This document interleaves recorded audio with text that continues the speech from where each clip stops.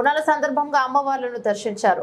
మాజీ మంత్రి సబితా ఇంద్రారెడ్డి రంగారెడ్డి జిల్లా మహేశ్వరం నియోజకవర్గం సరూర్ నగర్ డివిజన్ పరిధిలోని అంబేద్కర్ నగర్, శంకర్ నగర్, భగత్ సింగ్ నగర్ లో బోనాల సందర్భంగా మాజీ మంత్రి సబితా ఇంద్రారెడ్డి అమ్మవారి గుడిలోని దర్శించి అమ్మవారి ఆశీర్వాదం పొందారు. కార్యక్రమంలో టీఆర్ఎస్ నాయకులు అంకిరెడ్డి, కొండరెడ్డి, సుజాత తదితరులు పాల్గొన్నారు.